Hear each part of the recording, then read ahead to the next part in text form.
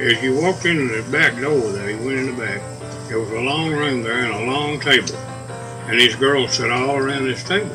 Pretty girls, lots of them. And they'd be coming in and out also, and they'd be having a beer or a Coke or something, you know. She told me one time that her customers, when they come and they bought what they wanted and left, that she still had the same amount of merchandise left that she had when they got there. Well, when we first moved up there to Natchez, we was all young. I was 10, 11. You were 6, yeah, so I had to be 10 or 11 when we moved up there, right? And I was, used to go outside, and Miss Nellie used to come out on her front porch. And I used to say, hey, Miss Nellie, how you doing? She said, Pete, come here.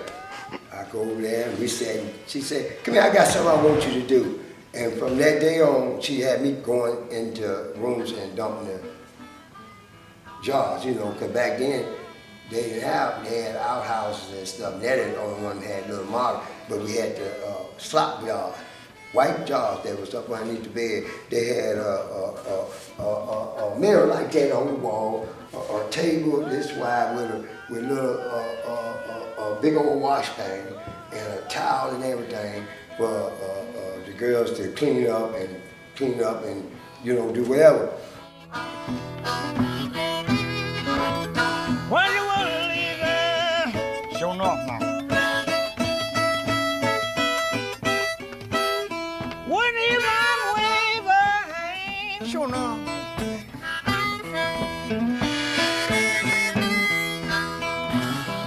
Say it again, man.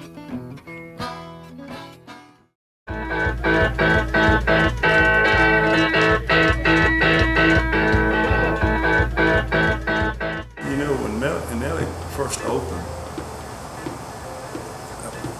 particularly like later on during the Depression years, sometimes houses of prostitution like that were the only places where real green currency passed. A lot of people didn't have money, but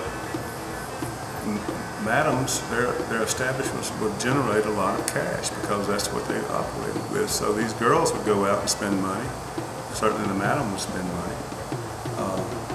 And I think that's kind of forgotten when Nellie came in, particularly early on she had a lot of serviceman business, my understanding is. But imagine the cash that probably generated into the community.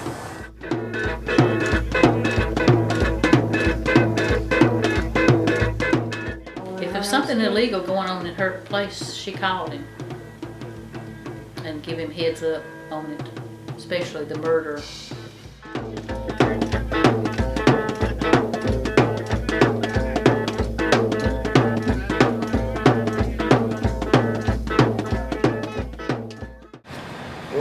She kept asking him to don't come, kept asking him to don't do it. And so one night she just got tired and shot him.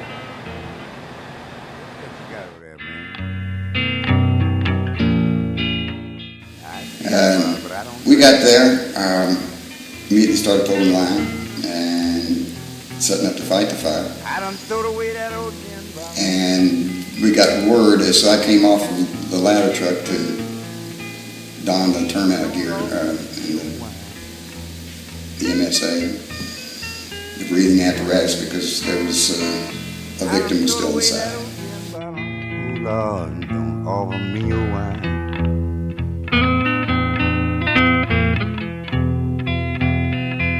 You know, when I used to drink it, I like to went crazy.